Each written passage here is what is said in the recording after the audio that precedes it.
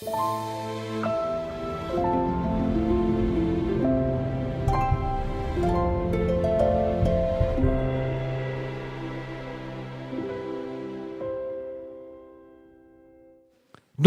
les différentes étapes de construction du couple. Quel est l'objectif du couple ? Non, c'est moi. Un jour, on a inventé cette phrase et on l'aime particulièrement bien. Alors, elle est très puissante, c'est normal, c'est la nôtre. Il y a beaucoup de choses derrière. Le couple, c'est un partenariat et une amitié entre deux personnes qui ont décidé ensemble de s'engager à écrire ensemble une histoire commune en se projetant dans un avenir sans fin, tout en respectant l'histoire de chacun, en recherchant l'épanouissement de l'autre, sachant que la présence de Dieu et de son amour au sein de ce partenariat enrichira, développera l'amour réciproque jusqu'à vivre l'amour agapé. On est très fiers de cette phrase, mais on se dit « oulala » que c'est difficile. Et on se dit d'autant plus que c'est difficile que notre propre fils, qui a été marié pendant 3 ans, a divorcé dernièrement. Donc, certains lui ont dit « Comment ? Toi, t'es fils de responsable à la Fédé ? C'est pas normal.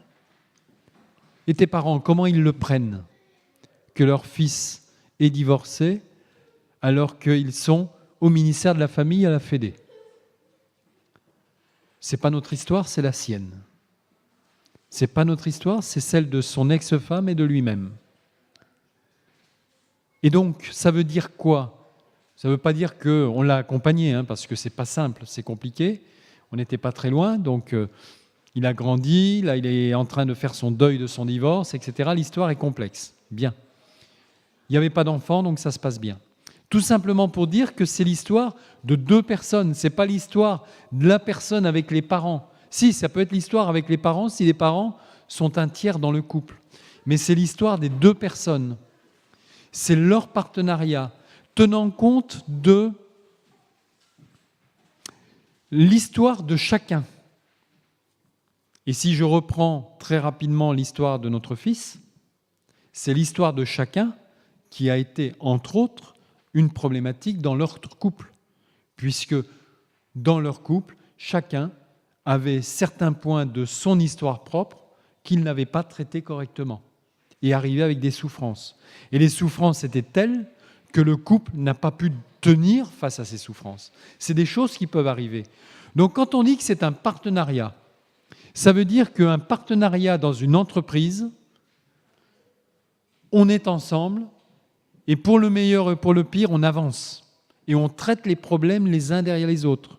Des fois, on se dispute, même dans l'entreprise. Moi, j'ai des fournisseurs avec lesquels on est en partenariat. Eh bien, des fois, ça ne va pas bien. Et on s'explique. Et on dit qu'on n'est pas bon. Et on essaie de regarder comment on peut construire pour être meilleur. Dans un couple, c'est pareil. Et des fois, on a du mal à dire quand on n'est pas bon.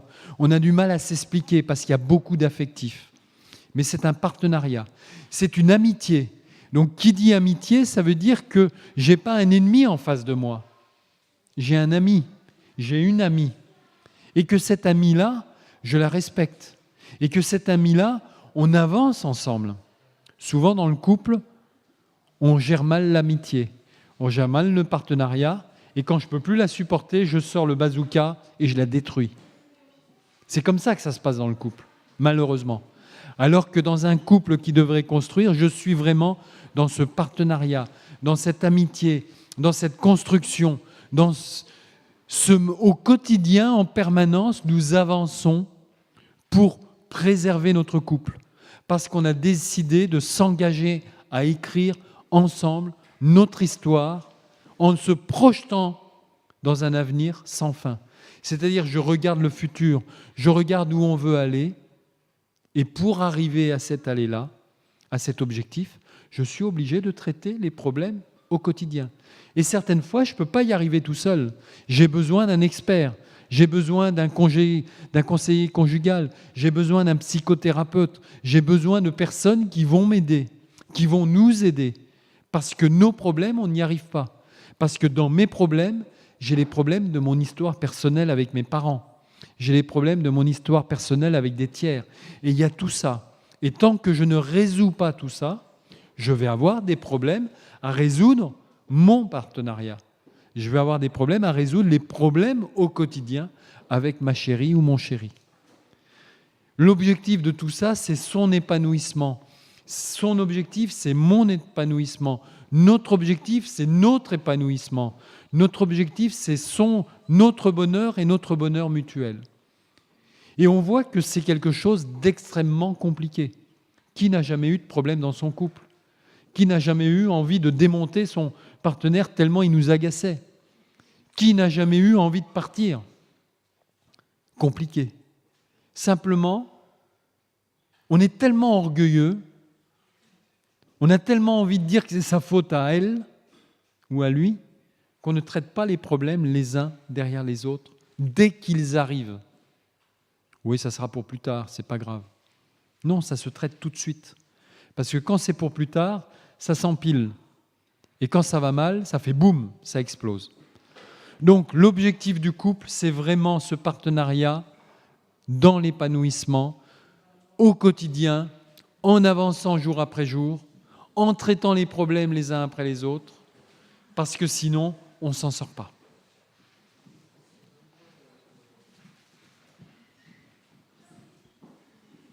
Alors, l'amour n'est pas qu'un simple sentiment. Donc, on a vu tout à l'heure qu'il y avait le sentiment amoureux, tomber amoureux, le sentiment euphorique où on connaît tous ça. Et l'amour, c'est vraiment autre chose, parce qu'on peut dire j'aime ceci, j'aime cela, mais est-ce que c'est le véritable amour? Il y avait un sage qui avait dit à ses élèves dites-moi ce que vous aimez. Alors les élèves avaient dit ah oui, on aime beaucoup le poisson. Après, il dit voilà, vous dites que vous aimez le poisson, et puis vous passez des heures à le guetter avec une canne à pêche, ce que vous avez fait ce matin. Vous l'accrochez un leurre donc pour qu'il puisse être trompé et puis mordre à l'hameçon. L'hameçon déchire sa bouche. Ensuite, vous lui ouvrez le ventre, vous lui arrachez ses entrailles, vous lui mettez un peu de sel et de fines herbes, vous le mettez sur les braises et vous le mangez. Vous vous régalez et vous dites « j'aime le poisson ». Et le sage de dire moi je vous dis que j'aime le poisson, mais j'aime lui laisser sa liberté, le laisser remonter la rivière dans l'eau claire et s'accoupler et avoir plein de petits poissons et vivre sa vie pour laquelle il a été créé. Et donc vous voyez que pour moi le mot aimer est différent. Voilà. Donc en français, derrière le mot aimer, il y a plein de choses. Et l'amour, le véritable amour, en fait, que le Seigneur souhaite mettre dans nos cœurs, on dit qu'il y a plus de joie à donner qu'à recevoir. C'est un amour qui donne. Et Jésus a dit il n'y a pas de plus grand amour que de donner sa vie pour ses amis, parce que l'amour agapé, qui est l'amour de Dieu, c'est un amour, c'est plus, c'est un amour altruiste, un amour qui respecte l'autre. Et là, il y a aussi le côté décision dans l'amour, qui est, si ce n'est qu'un sentiment, que faire quand les sentiments disparaissent?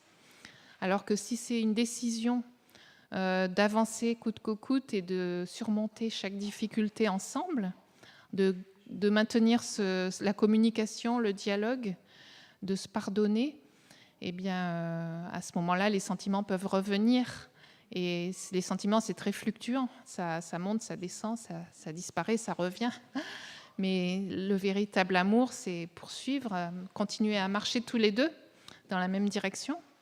Donc, construire ensemble quoi qu'il arrive, parce qu'il va en arriver plein de choses. Donc, il y a des difficultés, des embûches, des problèmes qui sont tout à fait normaux. Donc, chaque couple traverse des difficultés. Donc, il faut le dire aussi, on le dit aussi aux jeunes, parce que c'est tout à fait normal qu'ils ne s'attendent pas à ce qu'ils soient toute leur vie sur un petit nuage. Voilà.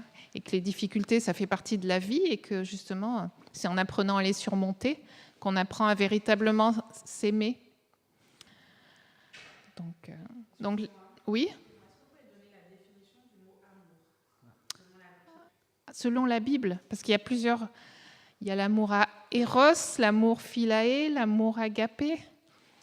Donc c'est pas. On va prendre la définition. On va prendre un exemple de l'Évangile qui s'est passé quelques jours après la résurrection de Jésus, sur une plage, dans un entretien privé, entre deux individus, l'un s'appelant Jésus, donc c'est un individu bien particulier, et l'autre s'appelant Pierre.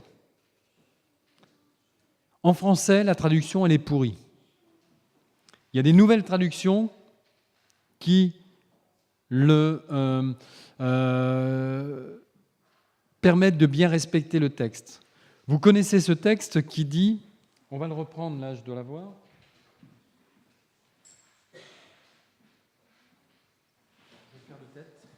Où Jésus voit Pierre et lui dit « Pierre, m'aimes-tu » Et le terme qu'il emploie, c'est, si je le traduis dans un langage français, « M'aimes-tu d'un amour tel que tu donnerais ta vie pour moi ?» d'un amour altruiste, qui est l'amour agapé. Un amour où tu te donnes totalement pour moi. Cet amour est un amour puissant. Et là, il avait dit avant la mort de Jésus, oui, je suis prêt à mourir avec toi. Et Pierre lui répond, oui Seigneur, tu sais que je t'aime comme un ami. Philae. Et Jésus lui répond, paie mes agneaux. Et puis après, on continue à manger, parce que la Bible a raccourci tout ça, Jésus repose la même question avec le même terme.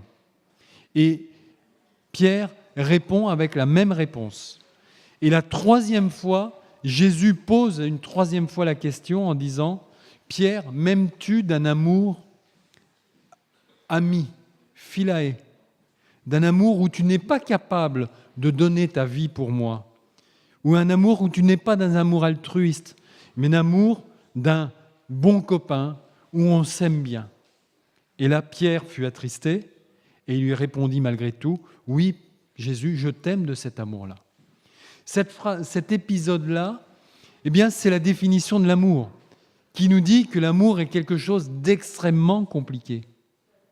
Et qu'en fin de compte, dans son immense amour, Jésus est venu dire à Pierre qu'il l'aimait comme lui-même était uniquement capable de l'aimer. C'est vrai que Jésus nous aime de son amour immense, mais dans ce dialogue-là, Jésus a dit, pour t'accompagner, je vais t'aimer de cet amour immense, mais je te le dis, comme toi, tu es capable de m'aimer. C'est-à-dire qu'on va faire le chemin ensemble. Je vais t'accompagner petit à petit, tel que tu m'aimes. Je vais te faire grandir. Nous allons grandir ensemble. Et alors, tu vas découvrir cet immense amour. Eh bien, dans le couple, c'est exactement la même chose. Au début, notre amour est un amour passion. C'est-à-dire que c'est plus de la chimie qui se passe. Je la vois, elle me fait réagir. Mais c'est de l'amour chimie. C'est mon corps qui réagit. Mais comme on a décidé de construire le partenariat, avant que l'amour chimie ne disparaisse, on va mettre en place cet amour amitié qu'on aura peut-être déjà mis en place avant, pour prévenir le temps où la chimie va disparaître. Et puis ensuite, on va tellement s'apprécier qu'on va rentrer dans cette dimension d'amour agapé, de don l'un sur l'autre, même si on a pris des rides, même si on a une maladie, même si la chimie n'est plus là et que des fois, on trouve que la jeune femme qu'on croise est nettement plus intéressante. Mais on a fait le choix de progresser. Et donc l'amour, c'est tout ça. Donc c'est très compliqué à définir. Donc justement, comme dans un couple, on aime toute la personne dans sa globalité. Donc il y a l'aspect physique, l'aspect psychique et spirituel. On s'aime aussi d'un amour éros, d'un amour philae et d'un amour agapé. Il y a toutes ces dimensions qui entrent en jeu. Et pas toutes au même moment, et pas toutes de la même intensité, en plus.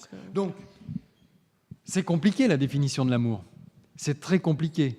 Le seul problème qu'on a aujourd'hui, c'est que dans notre monde aujourd'hui, on a tendance à dire, à mettre l'amour à toutes les sauces et surtout à ne considérer que l'amour au niveau passion. Il faut que je ressente, il faut que ça me fasse plaisir, il faut que j'ai des émotions. Après, c'est plus de l'amour. Et ça tient 3 ans, maximum. Au-delà, c'est mort. Et puis le fait de vouloir continuer ensemble quoi qu'il arrive, c'est que c'est pas parce qu'il y a une difficulté ou qu'on n'a plus les mêmes sentiments qu'au début qu'on va se dire ça y est, c'est fini, on ne s'aime plus, on se sépare. C'est pour ça que tant de personnes veulent vivre ensemble avant le mariage ou à l'essai, parce qu'ils se disent si ça marche pas, on se sépare, ce sera plus facile, il n'y aura pas besoin d'un avocat, etc. Et parce que ils pensent que c'est fini, quoi. Il n'y a plus de sentiments, on s'aime plus, donc on se quitte. Alors que c'est pas du tout comme ça que ça se passe normalement. C'est pas parce qu'à un moment donné on n'éprouve plus de sentiments pour une personne que ça peut pas revenir et qu'on peut pas continuer à s'aimer. Et donc à des moments on s'éloigne, on se rapproche. Et c'est surtout ce qui est très très important, c'est quand le Seigneur est dans le foyer et que c'est le centre du couple, le centre du foyer. Et plus on se rapproche du Seigneur, plus on se rapproche l'un de l'autre. Et le fait d'arriver à prier ensemble avec la personne ou prier pour la personne, dans un premier temps, si on n'arrive pas à prier ensemble, parce qu'il y a quelquefois ça peut être difficile de se mettre à nu, d'arriver à prier ensemble. On prie déjà l'un pour l'autre. On prie pour l'autre personne ou on remercie le Seigneur pour ses qualités. Au lieu de voir que le négatif, entraînons-nous à voir le positif. Donc le remercier pour toutes ses qualités et les remarquer, même le lui dire. Et c'est extrêmement important et le Seigneur peut refaire partir la flamme. Et pour revenir, avant de vous donner la parole, revenir une fois dans le bureau de Gary Chapman, il y a une personne qui venait consulter et il lui dit, mais pour entretenir cet amour autre, c'était une jeune femme, dites à votre mari les qualités et ce que vous aimez chez lui. Et elle était tellement dans une souffrance qu'elle a dit, je n'ai rien à lui dire. Alors il lui a posé simplement cette question, est-ce que votre mari se lave? Oui, il se lave. Il prend une douche. Combien de fois prend-il de douche dans sa semaine? Il prend une douche tous les jours. Eh bien, remerciez-le simplement qu'il prenne du fait qu'il prend sa douche tous les jours.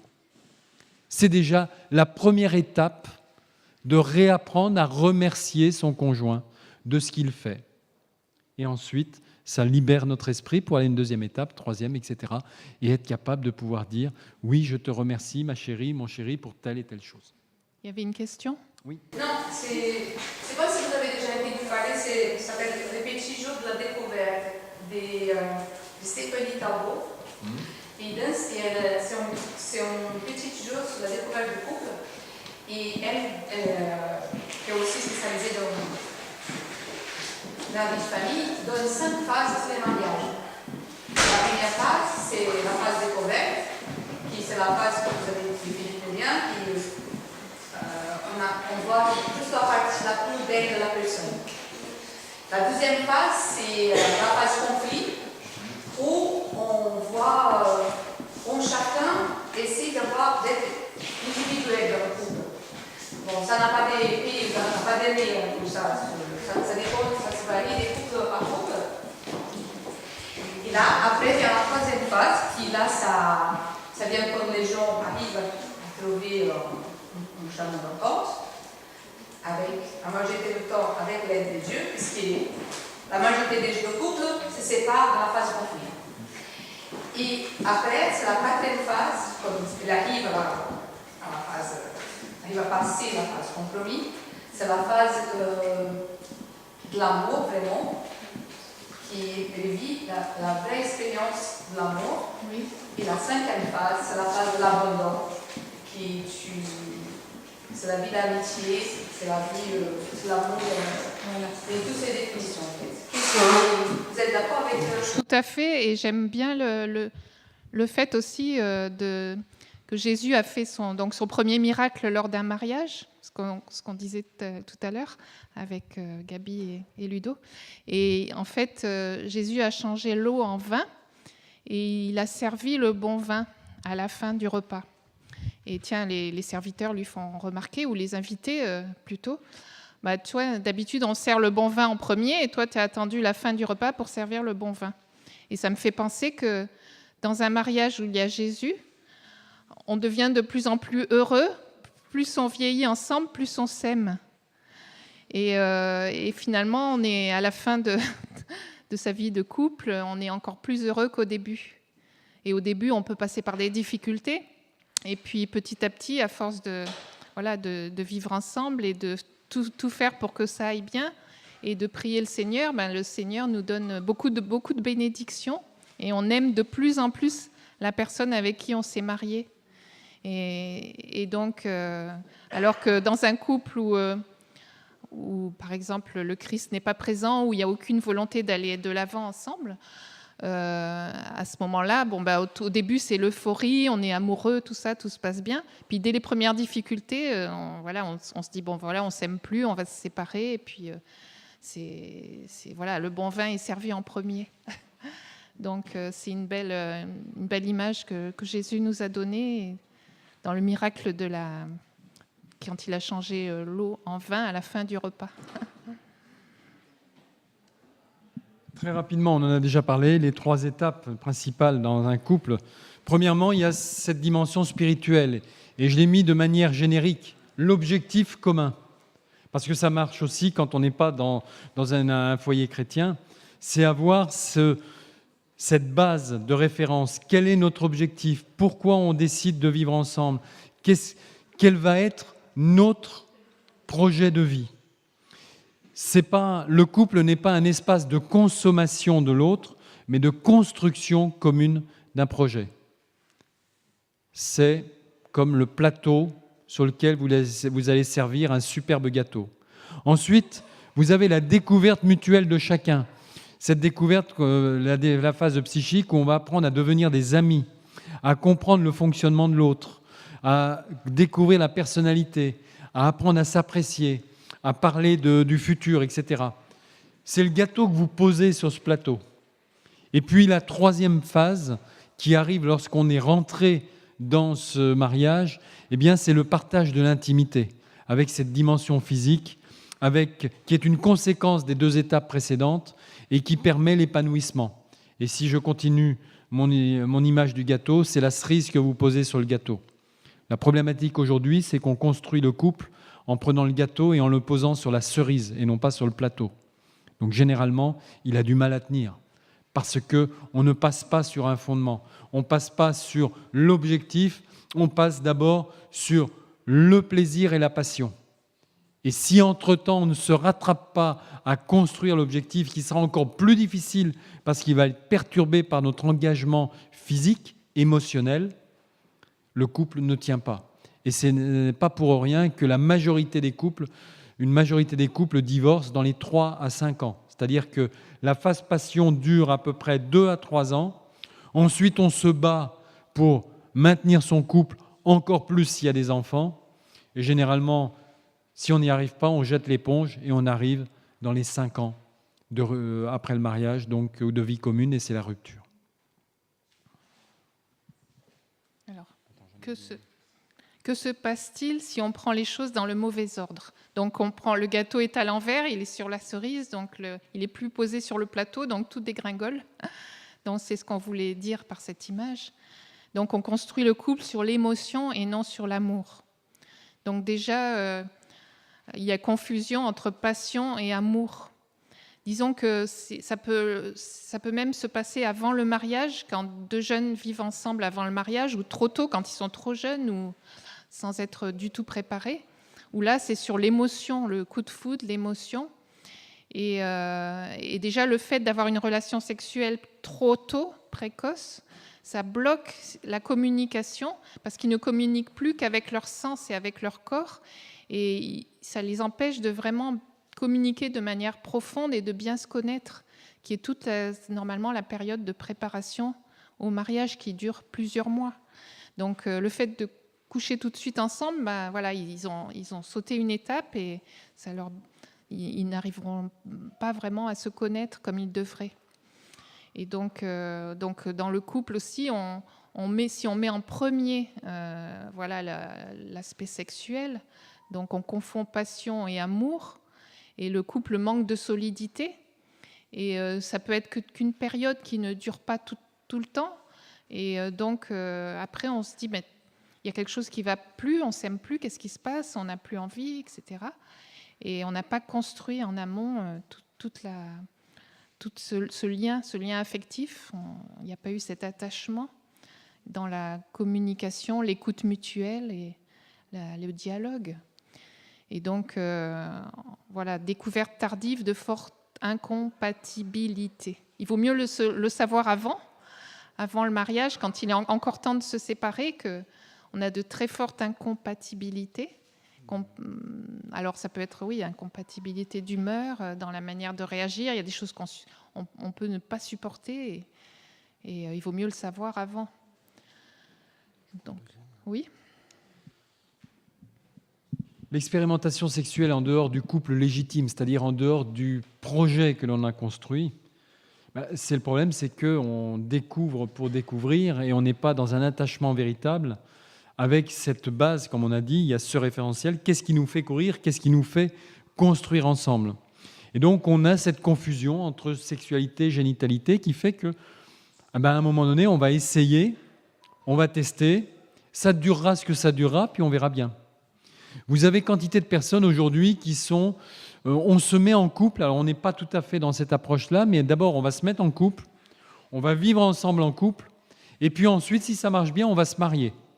Ce qui fait que si ça ne marche pas, on va se séparer, ça sera moins lourd au niveau juridique, administratif, financier, etc. Parce que mine de rien, un divorce, ça coûte quand même un peu d'argent, même si aujourd'hui le législateur a allégé la procédure en ayant une procédure par consentement mutuel, mais malgré tout, c'est complexe. Le fait est, c'est que souvent, dans cette démarche-là, il y a une chose qu'on oublie. On a l'impression que parce qu'on vit ensemble sans être mariés, la séparation sera moins douloureuse que si on vit ensemble en étant mariés. C'est tout aussi douloureux. Il n'y a que l'aspect administratif qui change.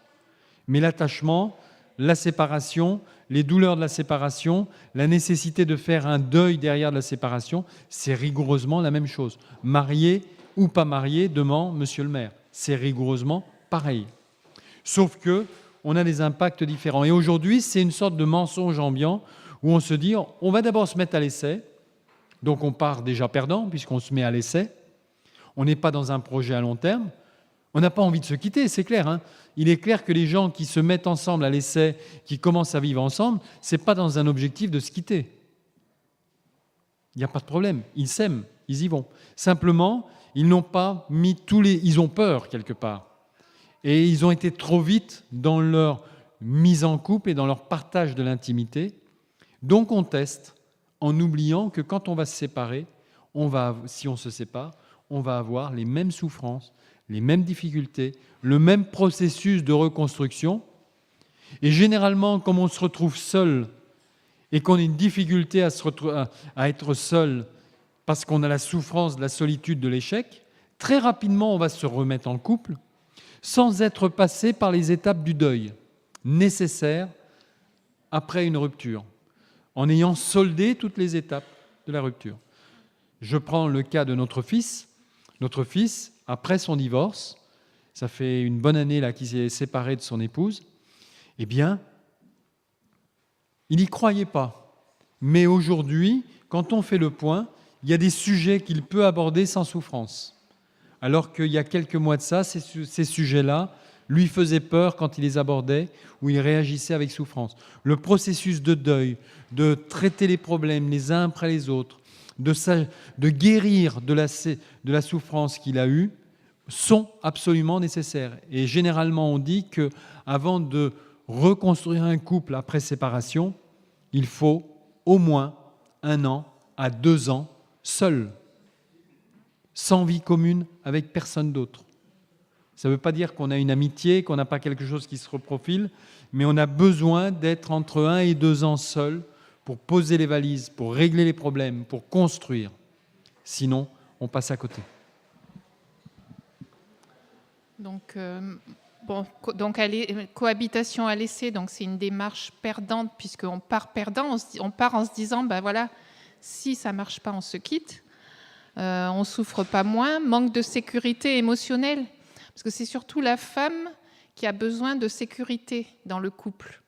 Elle a besoin de se sentir en sécurité, et donc elle a besoin de savoir que son conjoint, il n'aime qu'elle et il n'aimera qu'elle. Et donc, s'il commence à partir à laisser en disant oui, je t'aime, mais bon, on verra bien, pour elle, c'est pas sécurisant. Elle se dit alors ça veut dire que si ses sentiments diminuent ou s'il croise quelqu'un d'autre de mieux que moi, il va me quitter. Donc, c'est vraiment pas sécurisant pour la femme. Et pareil pour l'homme aussi, dans certains cas, qui peut aussi se dire j'ai peur qu'elle me quitte pour un oui ou pour un non. Alors, la construction ou le maintien de cette intimité conjugale repose sur plusieurs piliers fondamentaux. Donc, il y a une chose extrêmement importante, c'est la confiance en l'autre. S'il n'y a pas de confiance, il n'y a pas d'amour. Donc, déjà, on dit que dans notre relation avec Dieu, la foi, c'est la confiance en Dieu. Donc le Seigneur nous aime et on l'aime en retour parce qu'on a confiance en lui. Dans le couple, c'est pareil. Donc on peut souffrir maladivement de jalousie, à ce moment-là, on peut se faire soigner. C'est pas normal, mais c'est normal de vouloir protéger son couple. Et si on s'inquiète pour quelque chose, en parler avec son conjoint. Mais le fait de tout le temps soupçonner l'autre et de fouiller dans ses affaires et de ne pas lui laisser de liberté, c'est une souffrance pour l'autre, parce que l'autre ne lui fait pas confiance et donc ne la considère pas comme une personne digne de confiance. Donc il y a aussi la sincérité qui est extrêmement importante dans le couple, pouvoir exprimer ses sentiments, exprimer ses émotions, dire sincèrement ce que l'on pense. On peut avoir son jardin secret pour certaines choses. On peut choisir de dire ou pas dire certaines choses qui pourraient faire du mal à l'autre. Il faut toujours se demander avant de dire quelque chose, est-ce que c'est vraiment utile? Est-ce que c'est pour son bien? Est-ce que ça va apporter quelque chose à notre couple?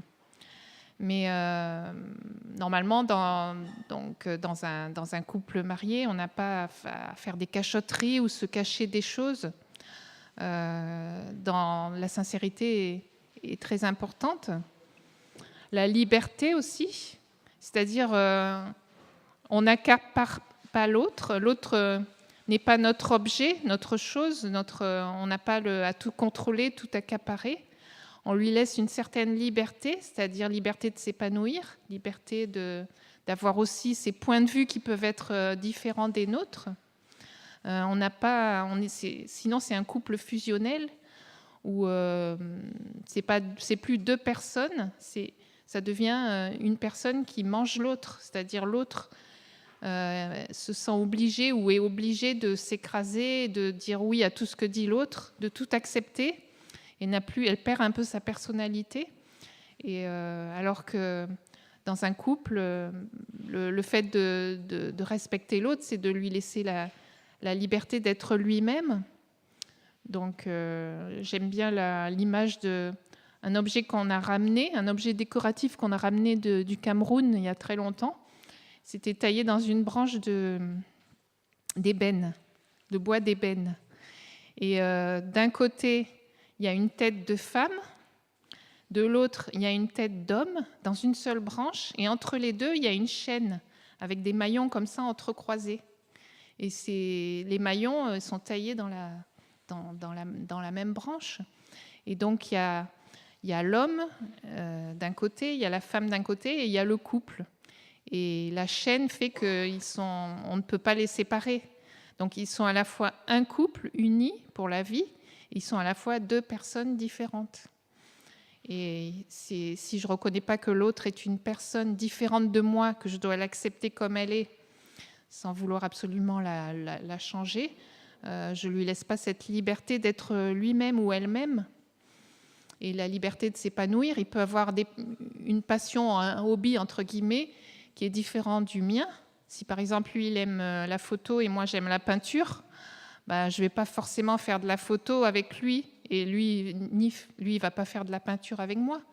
Je vais avoir ce que j'aime faire, lui, ce qu'il aime faire. Il peut aller à une soirée faire du sport, je ne vais pas tout le temps l'accompagner. Donc, il y a la liberté. Il y a le temps aussi, parce que construire un couple, ça prend beaucoup de temps. Et donc c'est avec le temps que les choses mûrissent, que les choses se construisent, que les liens d'attachement se renforcent, que les difficultés sont surmontées. Donc laisser du temps à l'autre et avoir confiance qu'avec le temps, le Seigneur fait beaucoup de choses, même au-delà de tout ce qu'on peut imaginer.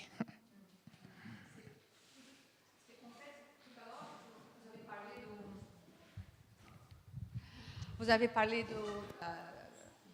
de la difficulté de garder, de ne pas voir à droite à gauche d'autres personnes. Pour les jeunes, ça, on va dire, c'est très difficile parce qu'on vit dans une société qui, partout, on voit des images qui montrent qu'on fait des bisous aujourd'hui, demain, on est déjà au lit. Donc, du coup, j'ai passé par là aussi, c'est difficile de ne pas rentrer dans le mouvement. Même dans l'Église, on voit des cas qui s'arrivent, parce qu'en fait, les jeunes ne sont pas préparés à ce type dans l'Église en soi, on ne sont pas préparés à aller contre le mouvement. Oui. Donc, en fait, qu'est-ce que vous pensez sur ces... En fait, qu'est-ce qu'on conseille à donner à ces... Je pense que c'est important que les parents parlent avec leurs enfants. Déjà, ils ont l'habitude de parler très tôt quand l'enfant est encore tout petit, mais pas forcément de ces sujets-là, mais avec lui de tous les sujets qui intéressent l'enfant. Puis au fur et à mesure que l'enfant grandit, lui parler de tout ce qu'il voit autour de lui, tous les médias, ce qu'il peut voir à l'école, à la télé... voilà, donc si par exemple il regarde un film, en discuter avec lui après, lui expliquer que voilà, dans le film il a vu ça, dans la vraie vie c'est pas forcément toujours comme ça, et voilà pourquoi. Parler aussi de sa propre expérience, de tout ce qu'on a appris dans notre vie, qui nous a construit. Dans le petit questionnaire que l'on avait donné aux jeunes et qu'on a reçu, beaucoup ont coché la réponse, la question « Comment faire pour réussir son mariage ?» Ça veut dire que même si la société, et je suis persuadé que si on interrogeait les gens qui passent dans la rue, la majorité des jeunes qui passent dans la rue, la majorité, il n'y en a pas un qui répondrait « Oui, je veux m'engager dans une relation pour que ça soit une relation pourrie. » Aucun ne nous dirait ça. Tous diraient « c'est pour être heureux, c'est pour avoir du bonheur, c'est pour une relation qui dure, etc. » Sauf que généralement, beaucoup sont dans l'approche « c'est pour être heureux ». On ne rentre pas en relation avec quelqu'un d'autre pour être heureux. C'est parce que j'ai décidé de construire une relation que je suis heureux. Mais si je rentre dans une relation pour être heureux, c'est comme me marier avec la personne que j'aime. Qu'est-ce qui se passe quand ce bonheur ressenti à un moment donné, qui au début est de la chimie, disparaît? C'est-à-dire qu'on ne pense plus qu'à soi, à son bonheur, son bien-être. Et alors que si on se marie c'est vrai qu'on est heureux, mais aussi pour rendre l'autre heureux, c'est tout à fait différent. On pense à l'autre aussi, et on ne pense pas uniquement à soi. Donc, par rapport à nos jeunes, l'objectif, c'est de vraiment leur faire comprendre que l'objectif à atteindre, ce n'est pas d'être heureux, mais c'est de rendre l'autre heureux. Et c'est compliqué. Et ça sera d'autant plus compliqué si dans notre propre famille, moi, Marie, je mène la vie impossible à ma femme. Comment mon enfant va comprendre, va accepter mon discours quand il voit à la maison au quotidien que maman, elle pleure, que maman, elle n'est pas heureuse, parce que papa, il pense qu'à lui, et qu'il pense qu'à son bonheur à lui, il pense qu'à son intérêt à lui. Cause toujours, papa, cause toujours, maman. Moi, je vais faire autrement, je vais faire ma vie, je ne vous crois plus. Je prends un exemple très proche, dans un domaine tout à fait concret. Ma belle-sœur est fille de pasteur adventiste. Il est hors de question de lui parler de l'Église depuis qu'elle a 18 ans. Elle en a bientôt 60. Tout simplement parce qu'elle le dit. Alors elle revient à Dieu petit à petit, mais elle dit clairement « Ce que j'entendais sur la chaire le samedi matin était tout à fait l'inverse de ce qui se vivait à la maison pendant les 6 autres jours de la semaine. Donc ne me parlez pas d'Église. » C'est exactement avec la même chose avec nos jeunes quand on parle de couple.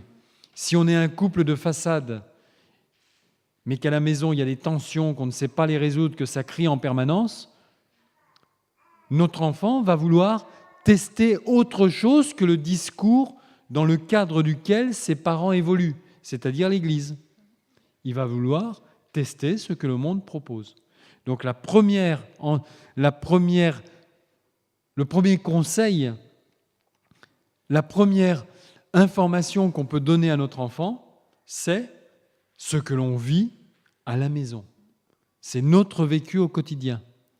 Et ensuite, si notre vécu au quotidien, alors on a toujours des problèmes, c'est clair, mais si dans les grandes masses, notre vécu au quotidien est un vécu positif, alors on peut dire à notre enfant, ne recherche pas le bonheur pour toi, recherche le bonheur de celle ou de celui avec lequel tu veux construire un mariage réussi. Soit dans une approche différente et non pas autocentrée. Si on fait par exemple des erreurs où on a des difficultés de couple, l'enfant voit si on est sincère et si on sait se demander pardon. Ou si on a fait du mal à l'enfant, on a crié un peu trop fort, après on peut aller le voir et lui demander pardon. Donc il voit que on n'est pas parfait, on est comme tout le monde. Après, ils se rendent compte que ses parents ne sont pas parfaits, mais qu'ils aiment le Seigneur et ils savent se remettre en question, reconnaître leurs erreurs, demander pardon. Et c'est très important pour qu'ils puissent nous croire. Sinon, ils vont dire, ils ont dit ça, ils ont agi autrement, c'est pas vrai, c'est faux, tout ça. Donc... En tous les cas, c'est très complexe parce que la pression de l'extérieur est importante. Parce que la pression de ce monde est importante, parce que ce que l'on voit au niveau de la télévision, c'est quelque chose qui est totalement faux et qui est basé uniquement sur l'adultère. Analysez tous les films que vous voyez à la télévision, toutes les histoires d'amour que vous voyez à la télévision. 95% de ces histoires sont des histoires d'adultère. Toujours. Donc, là aussi, il faut décoder avec nos enfants et leur dire que ce n'est qu'un film et que la vraie vie, c'est pas ça. Ça peut être pire, mais ça peut être nettement mieux. Alors, il y a une question ici, puis il y avait une question là-bas. Donc, tu as dit, en fait, quand on se met en couple, ce n'est pas pour être heureux, mais pour rendre l'autre heureux. Plus fort, j'entends pas. Quand on se met en mariage, c'est pas pour être heureux, mais pour rendre l'autre heureux. Oui. Et quand tout ce que tu fais ne rend pas l'autre heureux. Ça veut dire et que tu fais quelque chose. Ça veut dire si que tu tu as un problème. Alors, ça veut dire qu'il y a un problème quelque part, de toute façon. Il y a un problème dans le projet commun. Par exemple, s'il y en a un qui fait des efforts pour rendre l'autre heureux et l'autre n'est pas heureux. Donc il faut qu'ils arrivent à suffisamment se dialoguer, avoir un dialogue pour que la personne qui n'est pas heureuse puisse exprimer sa souffrance, lui exprimer sa souffrance et lui dire pourquoi elle n'est pas heureuse. Juste une remarque. À ce moment-là. Ça n'arrive jamais du jour au lendemain. Jamais. On ne se marie pas, sauf cas particulier, on ne se marie pas pour être malheureux dès le premier jour. Même si on l'est, mais dans le désir, on ne le fait pas. Donc ça veut dire que ça n'arrive pas du jour au lendemain, ce qu'on décrit. Simplement, notre problème en tant qu'être humain, c'est qu'on a tendance à ne pas vouloir traiter les problèmes quand ils sont là. C'est tellement compliqué, on a peur de la dispute, on a peur de l'échange, on a peur de devoir se remettre en cause soi-même, de dire tout simplement « Oui, ma chérie, je t'ai fait mal. Oui, ma chérie, je suis un gros... » Vous imaginez tous les qualificatifs que vous pouvez dire. « Oui, ma chérie, je n'ai pas été sympa. Oui, ma chérie, je te demande pardon. » Il est clair que ça, on a du mal. C'est la même chose dans l'autre sens. Donc, on ne traite pas le problème. Et quand les problèmes s'empilent, au bout d'un moment, ça explose. Et là, c'est trop tard. Si l'autre cherche des problèmes alors qu'il n'y a pas, ça veut dire qu'il y a déjà un problème dès le départ. Mais oui, revenons toujours au départ de l'histoire. Ne prenons pas ce qui se passe aujourd'hui, revenons depuis le départ de l'histoire. Si je me marie avec une femme qui, par définition, même quand je suis fiancé, cherche des problèmes en permanence, pourquoi je me suis marié? Parce que physiquement, elle m'attirait? Parce que physiquement, elle me manipulait? Il faut se poser la bonne question. Construire une vie à deux, c'est très compliqué. Aujourd'hui, vous savez, on va être très clair. Qu'est-ce qui fait qu'aujourd'hui, vous avez des gens qui se mettent en couple alors que 50% de la population est en échec? Pourquoi se mettre en couple alors que dans une fois sur deux, c'est un échec? Pourquoi? Parce qu'on est fou? Parce que c'est la pulsion du maintien de l'espèce? Parce qu'on veut faire comme tout le monde? Parce qu'on réagit à la chimie? Parce qu'on est seul. Mais attendez, il est préférable d'être seul heureux que d'être à deux malheureux. On croit qu'on n'est pas comme tout le monde et que tout va bien. Donc, on croit qu'on fera mieux que les autres. Il faut vraiment se poser les bonnes questions.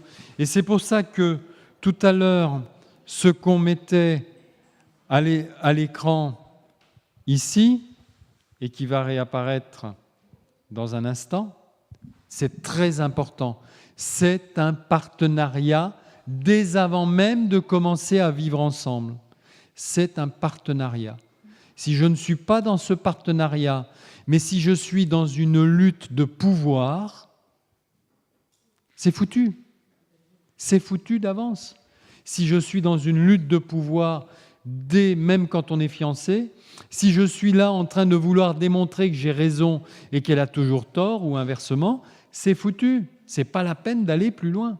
Sauf qu'on n'a pas le courage, parce qu'on est seul, parce qu'on croit qu'à deux, ça ira mieux, mais à deux, je vais avoir 3 problèmes. Le mien, le sien, le nôtre. Tout seul, j'ai que le mien.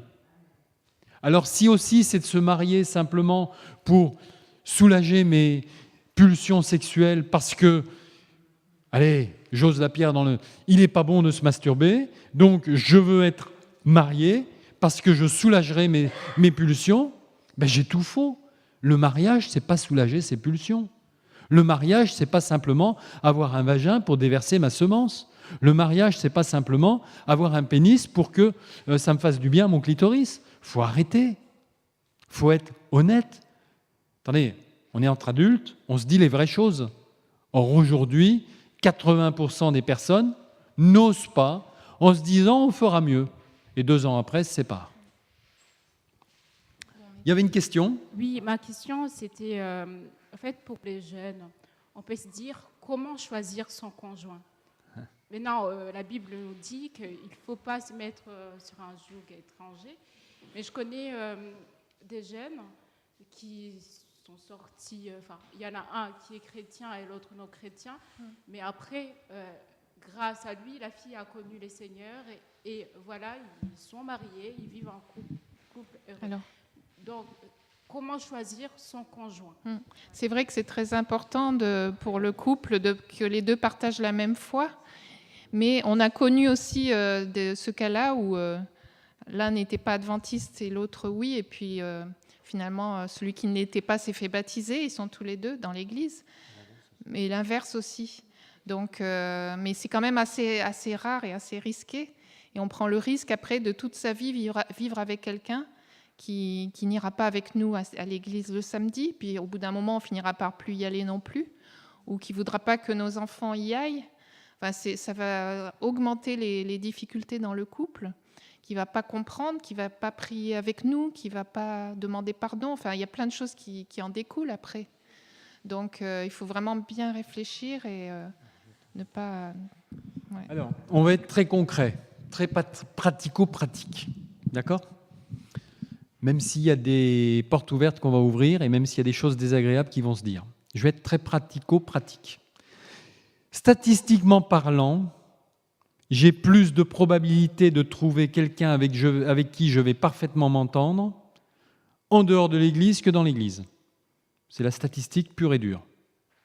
Puisque j'ai une population du sexe opposé plus importante, avec un choix socio-culturel plus important en dehors de l'Église que dans l'Église. Ok, ça c'est la statistique. Deuxièmement, il est clair que je peux être très heureux avec, sans aucun problème. Sauf qu'il y a un problème qui va arriver à un moment. Quand un enfant apparaîtra, qui va donner l'éducation avec cet enfant ? Nous connaissons une sœur adventiste dans une église qui nous a dit, qui a été mariée à un adventiste, battue par ce mari, qui a divorcé, qui a élevé ses enfants seule toute sa vie et qui, à 60 et quelques années, s'est remariée avec un homme athée, pur et dur. Elle dit « Je n'ai jamais été aussi heureuse de ma vie parce qu'en face de moi, j'ai quelqu'un qui m'aime, qui me respecte, mais ce que je fais, je ne le conseillerais surtout pas et je ne l'aurais jamais fait si je suis jeune. Parce qu'aujourd'hui, on est à la fin de notre vie. Il n'y a aucun enjeu avec un enfant. On se respecte et on sait le gérer. Quand je suis jeune, et on connaît des jeunes qui sont en couple avec des non-croyants, tout va bien quand il n'y a pas d'enfant. Quand l'enfant apparaît, quelle éducation je lui donne ? Quelle philosophie de la vie je lui donne ? Ce qui veut dire que ma statistique de tout à l'heure est toujours vraie, mais que moi j'ai une question à se poser. Dans quel horizon je vais ? Où est-ce que je vais, entre guillemets, chasser ? Si on peut prendre ce terme-là. Je continue. On dit qu'il y a des personnes qui se sont mariées avec des personnes non-croyantes et que la personne s'est convertie. Regardons la statistique. C'est moins de 20% des cas. Généralement, c'est la personne croyante qui a abandonné. Donc, ne prenons pas le petit bout de la lorgnette pour justifier quelque chose qui n'est pas la réalité. Ensuite, on va se poser la question sur « Mais oui, alors que fais-je ? Comment je vais trouver mon conjoint ?» Alors certains vont dire « Fais-en un sujet de prière ». Certains ont prié toute leur vie et sont toujours seuls. D'autres, ben oui, il faut être basique, il faut être très clair, très concret, très pratico-pratique. On a dit quelque chose ce matin, et ça ne fait pas plaisir à entendre, mais je vais le redire. Pour être en harmonie en couple, il faut être bien seul. C'est compliqué d'être bien seul, parce qu'on vient d'un héritage de famille, on n'a rien demandé, mais des fois notre famille nous a mal construits. Des fois notre famille a fait de nous quelqu'un de déséquilibré sur certains aspects. Notre famille a fait de nous quelqu'un en souffrance. Des fois, la vie s'est chargée de cela sans que la famille le fasse. Eh bien, ce qui est très compliqué et très douloureux, c'est d'en prendre conscience et de se dire que son mariage, quel qu'il soit, avec qui que ce soit, sera une catastrophe. Et nous, on connaît un jeune qui a 40 ans, qui est handicapé mental, léger, puisqu'il travaille, il a son permis de conduire, il a son appartement ou autre, et qui ne rêve que d'une chose, c'est de rencontrer une compagne. Et notre difficulté, puisque Dany est presque sa seconde maman, il nous appelle régulièrement ou autre, c'est de l'accompagner en lui faisant comprendre que de toute façon, il ne faut pas qu'il cherche. Alors quand il a trouvé une jeune fille, il vient nous en parler. « Tiens, j'ai trouvé un tel, tu penses que je voudrais me marier, etc. » Et c'est de l'accompagner avec les mots qu'il faut pour lui dire « Mais mon cher ami, on t'accompagne, on ne lui dit pas comme ça, mais on l'accompagne de telle sorte qu'il ne se marie pas parce que ça sera un échec. Mais c'est comme un petit enfant de, je sais pas, 5 ans ou même pas, bien qu'il puisse conduire et travailler, dans sa tête, c'est vraiment un enfant, c'est pas un adulte. Donc il réagit comme un enfant, il a des angoisses d'enfant, donc je le vois pas marié, quoi. Alors si on continue. Maintenant, je vais prendre un autre cas de figure que je connais. Je suis une jeune femme brillante qui a fait des hautes études, qui est quelqu'un d'extrêmement intelligent. Sachez que cette jeune femme fait peur aux hommes. Fait peur aux hommes, parce que qui va être le pilote dans l'avion? Ça arrive. Et malheureusement, nous en connaissons qui sont comme ça. Maintenant, je continue, statistiquement parlant, dans le milieu adventiste français. Le nombre de jeunes femmes qui ont un niveau culturel et d'études largement supérieur au niveau culturel et d'études des hommes, eh bien, il y en a beaucoup plus. Ce qui fait qu'on se retrouve à avoir un certain nombre de femmes qui n'ont pas les vis-à-vis possibles en face d'elles et qui se disent « je fais quoi ? Je reste célibataire à vie ? Je vais me trouver un mari en dehors de l'Église ? Ou je me prends le mari qui est le moins pire avec tous les risques qu'il y a ?» Et vous avez quantité de jeunes femmes qui se retrouvent seules. Je n'ai pas de solution en tant que telle, mais il est clair qu'il faut se poser. Et en plus, dans l'Église, il y a plus de femmes que d'hommes, statistiquement parlant, dans toutes les églises. Donc après, il faut se poser un certain nombre de questions. Il faut en faire un sujet de prière, mais il ne faut pas être naïf. L'idéal, c'est que les jeunes aient l'occasion de se rencontrer, qu'il y ait des rencontres entre églises, des voyages. C'est important parce que sinon, mais ça ne fait pas tout. s'ils restent toujours...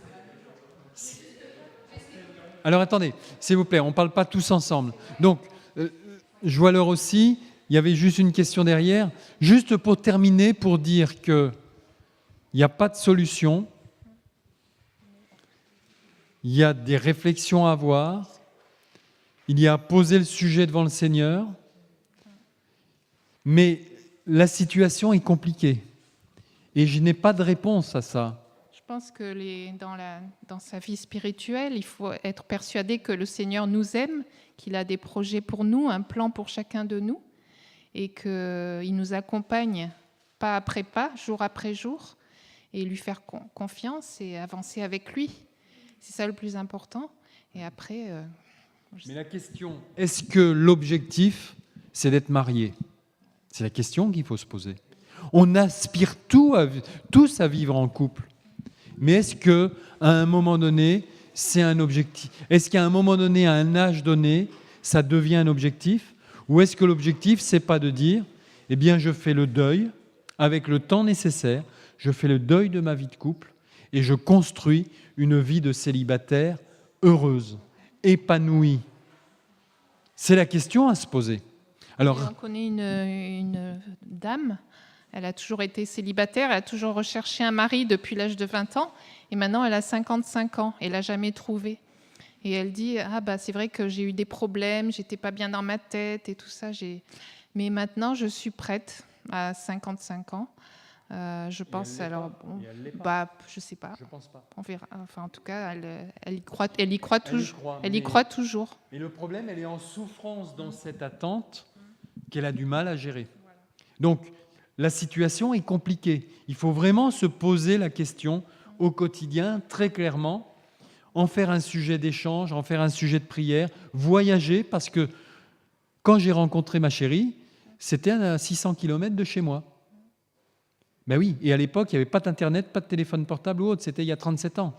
Donc, c'était pas dans l'église où je vivais, ni dans l'environnement. J'avais un objectif particulier, de rencontrer une jeune femme dans l'église, mais c'était à 600 km de chez moi. D'autres, c'est dans des pays étrangers, etc. Notre sœur qui avait une remarque. Juste une petite réflexion à laquelle on ne pense pas toujours quand on se pose la question est-ce que je ne ferais pas mieux d'aller chercher à l'extérieur de l'église si je peux aussi trouver quelqu'un de bien, de gentil, qui me respecte, etc. C'est peut-être qu'on oublie un point qui pour moi est essentiel dans le couple, en tout cas quand on est chrétien adventiste et qu'on veut avoir une vie de couple, c'est qu'on ne se marie pas juste pour les 50, 60 ou 70 prochaines années, Et quand la mort nous aura séparés, ben, advienne que pourra, et chacun ses problèmes. Mais c'est qu'on espère aussi que la personne qu'on aime le plus au monde, on la retrouvera au ciel quand Jésus-Christ reviendra. Et se mettre avec quelqu'un qui est non-croyant, ou en tout cas qui n'a pas accepté Jésus, c'est aussi être ce témoignage vivant de Jésus dans sa vie, qu'il va peut-être rejeter et rejeter et rejeter chaque jour jusqu'à ce que Jésus revienne. Donc, comment vivre avec cette torture psychologique chaque jour de se dire, mais cet homme ou cette femme qui est en face de moi, je risque de ne pas le revoir plus tard. Ça aussi, c'est difficile à vivre, et je pense que c'est aussi pourquoi les couples, en tout cas qu'on retrouve même dans l'Église, qui n'ont pas un conjoint chrétien, ne conseillent pas de faire ça, parce qu'indépendamment des enfants qui parfois ont grandi et puis vivent leur vie, il y a cette souffrance de vivre avec quelqu'un qui n'accepte pas un si beau cadeau qui est le salut en Jésus. Je sais quand Luc donnait cet exemple de cette sœur qui a 60 ans, s'est mariée avec un athée qui est très heureuse. Moi, je me disais dans ma tête, moi, j'aurais pas été heureuse avec une personne qui croit pas en Dieu. J'aurais pas pu partager des beaux moments, la prière en couple, voilà. Donc, l'espérance. Oui, vous pouvez prendre le micro. Oui. Oui. J'ai pas le fort. Non, mais. Ok. En fait, j'ai fait partie des 2 statistiques qu'il vous a données. Statistique 1, je ne sais pas que je me considère intelligent, hein, mais je ne trouvais pas dans mon église des garçons qui avaient d'ambition, qui voulaient faire l'université, qui voulaient voyager, qui voulaient faire des choses. Je ne rencontrais pas ça. Et j'ai eu des copains à l'extérieur de l'église et qui sont convertis. Donc, du coup, et après, j'ai me mariée avec un garçon qui n'était pas du tout adventiste et qui aujourd'hui est ancien de l'église. Donc, du coup, j'ai fait, juste pour vous dire, ça peut marcher, mais ça prend du temps. Dans le sens que lui, Damien s'est converti quand les enfants sont nés et exactement, il a vu comment j'ai traité les enfants dans la foi, comment c'était important, comment le développement se passait. Il s'est converti pour cela, en fait. Donc, du coup, je ne dis pas que ça, c'est le meilleur exemple. Hein, je dis juste un exemple qui rentre dans les statistiques, la petite statistique, hein, dans les 10%. Mais du coup, aujourd'hui, je comprends très bien que les filles ne rencontrent pas des garçons qui veulent faire des études et qui, dans l'église, ne rencontrent pas, parce que les garçons pensent différemment et que c'est difficile. Donc, alors, je ne pense pas qu'il faut dire « je ferme la porte pour l'extérieur ». Je pense plutôt qu'on peut trouver des gens tant bien à l'extérieur qui vont nous respecter et qui peut-être on va réussir à compléter. J'ai dit ça parce que j'ai vécu. Par contre, je ne sais pas ici en France, hein, je suis brésilienne à la base et j'ai rencontré mon mari au Brésil. Donc du coup, ça peut tout changer peut-être, mais juste que c'est possible. En tous les cas, ce n'est pas un mariage pour le mariage qu'il faut chercher. Parce que, comme le disait notre sœur, dans quel objectif je me propose, dans quel objectif d'infini, de spiritualité je me projette, c'est compliqué, c'est clair. Bon, alors on va prendre, parce qu'on pourrait y passer toute la nuit, il est moins 10, on prend 2 interventions et on s'arrête. Nos 2 sœurs et après c'est fini. Moi, je fais partie des pourcents de l'autre côté, où j'ai cru que justement, à l'église adventiste, ils sont pas très, ils sont pas très vaillants. Pour moi, ils n'étaient pas très vaillants. Alors, je me suis mise avec quelqu'un qui est non seulement pas, il était adventiste à l'époque, il a quitté la religion. En plus de ça, il est martiniquais, donc la même origine que moi. Mais il était, anti-religion. Donc, il était devenu athée, si on peut dire ça comme ça. Et je me suis dit, le fait de me mettre avec lui, parce que je vais l'emmener à l'église. Alors, je suis allée à un concert une première fois, 2e fois, 3e fois, on est allé à l'église. Et à la fin, c'est moi qui ai quitté l'église adventiste parce que j'ai été faible et je me suis laissée séduire par lui. Et ça a duré pendant 4 ans. Et pendant 4 ans, je me disais, mais si, on va se battre, on va arriver. Sauf qu'il avait déjà une petite fille. Dans l'éducation, quand il donnait à manger, par exemple, moi, je ne mange pas de porc. Et même en quittant l'église, je ne mangeais toujours pas de porc. Lui, quand il sortait, il mangeait du porc. Donc, en gros, l'éducation, si jamais j'avais eu le malheur de faire un enfant avec lui, hors contexte, j'aurais été malheureuse dans le sens où l'éducation n'est pas la même. Et même en ayant quitté l'église adventiste, il y a des choses qui me qu'il faisait, j'acceptais parce que je n'avais pas le choix, mais qui était contraire à mes convictions. Donc à un moment, ce n'était pas possible. C'était faire un choix entre soit je continue et je vais en enfer avec lui, chose que je ne souhaitais pas, soit j'abandonne. Ok, dernière intervention. En fait, pour revenir au mariage avec une personne qui n'est pas de la même religion que nous, je prends l'expérience de mes parents. Par rapport à l'éducation, à un moment, quand on est jeune, on va se demander, est-ce que je suis le chemin de la religion de mon papa? Est-ce que je suis la religion de ma maman? Et là, ça va rentrer en conflit par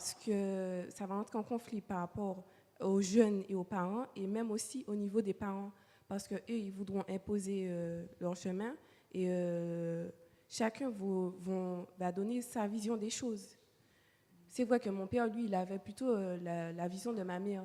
Mais après, en tant que jeune, parfois, on peut prendre cette excuse-là pour se dire, mon père, il fait comme ça, il fait comme ci, moi, je vais faire comme ça, et je ne fais pas comme ma maman, parce que c'est la religion.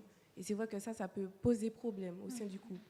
Et ma mère, elle m'a toujours dit, c'est vrai que j'ai fait cette expérience-là, mais moi, je ne conseille pas aux jeunes qui vont arriver de faire cette expérience-là, de choisir quelqu'un qui est en dehors de l'Église.